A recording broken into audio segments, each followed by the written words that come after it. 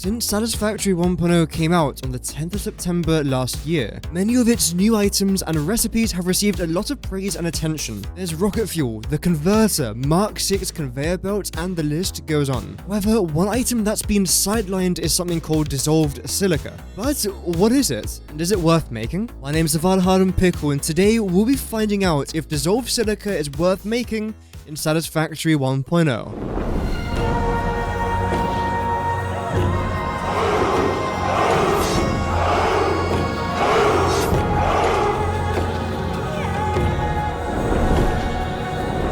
Dissolved silica is made as a byproduct from quartz crystals, and you can then use it to make your silica. However, there are some other ingredients involved in this as well. So let's compare the two recipes, starting with our dissolved silica.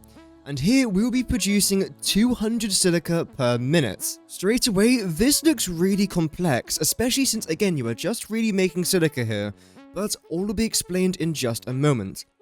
Firstly, to make your silica, you need three things: dissolved silica, water, and limestone. Luckily, limestone and water are very simple to get, so that's not much of a problem. And you actually get 59.3 water as a byproduct from making your silica.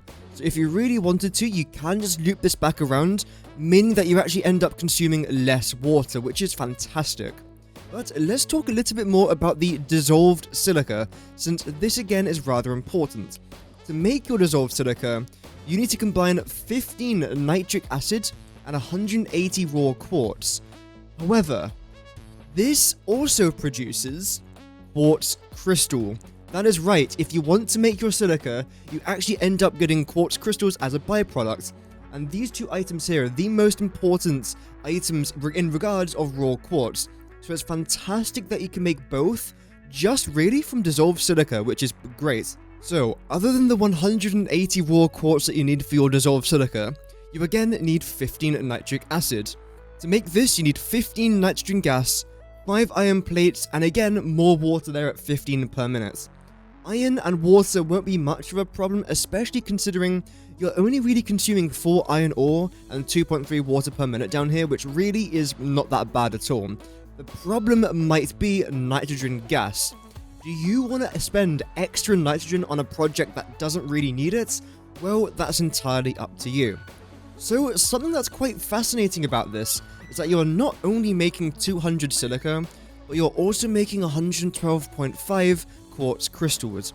We will take both of these into consideration when calculating our basic quartz crystals and silica recipes that I'll show you in just a moment. But first, let's have a very quick look at the resources needed.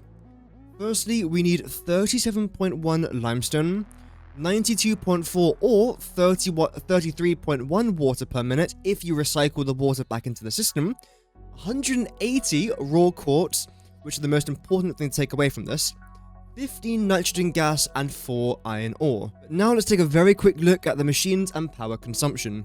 You need 1 water extractor, 2 blenders, 1 constructor, 3 refineries. That gives you a total of 158 megawatts needing to be consumed to make your 200 silica and 112 quartz crystals. And that is the dissolved silica recipe. But is it worth it? Well, let's see how much it costs to make the exact same amount of silica and the exact same amount of quartz crystals in recipe number 2. And as we can see, it is far more simple. The only thing you need is raw quartz and water if you choose to make your quartz crystals in the refinery, which I highly recommend doing because you end up saving a bunch of raw quartz. However, having said that, you still consume 265 raw quartz and 81 water per minute. But that is it. No nitrogen, no iron, and no limestone, which is fantastic. And having a very quick look at the machines being used and the power consumption, we can see we're only using 6 constructors and 3 refineries, giving us a megawatt consumption of 87 per minute. So now let's compare both of these recipes and answer the question, is dissolved silica worth it in Satisfactory 1.0? Firstly, let's start with the power consumption.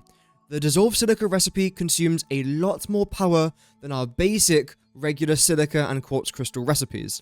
Additionally, our dissolved silica recipe consumes nitrogen gas, iron ore, and limestone, whereas our second or basic recipes do not.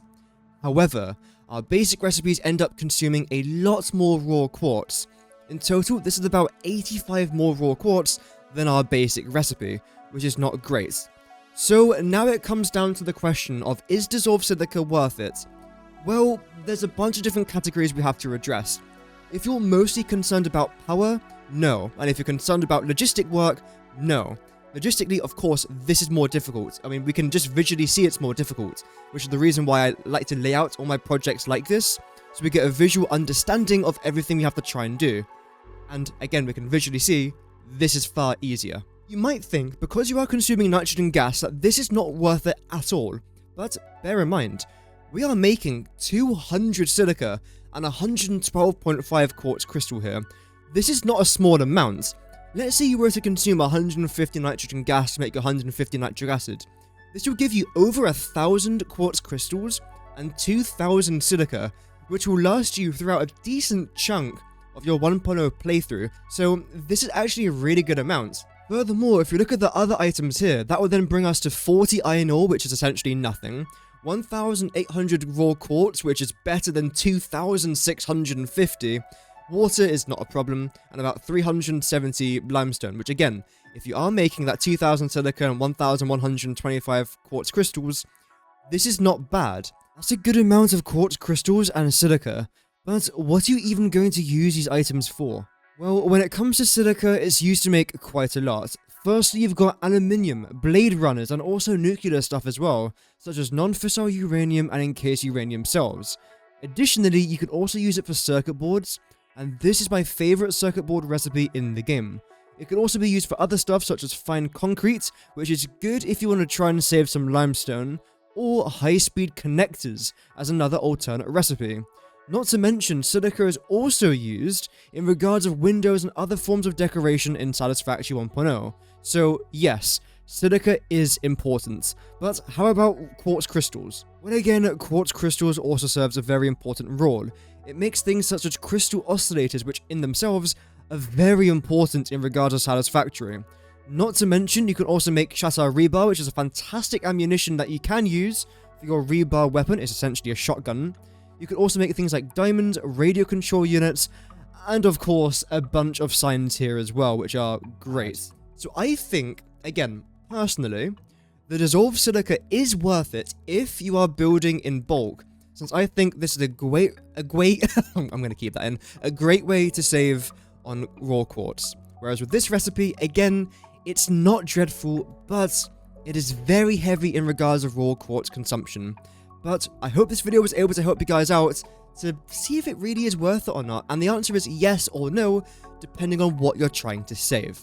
Without further ado, thank you very much for watching. Before we go, a massive thank you to the channel members: Chaos Rising, Scotland Hattie, Mau Mau, Natormal, Yamikel Burns, Variants, Asuna, Nicole Still Plays, and Zhao. If you decide to become a Knight of the Realm for just £2.99 a month, you get access to channel-only emotes, unique badges, and also shoutouts in videos. Memberships are the best way to support my channel, but you don't have to become a member. Even just by watching today's video, you are supporting the channel massively. Here's a couple more videos I've made that you might be interested in. Thank you so much for watching today's video. Have an amazing rest of your day, and remember, Godspeed.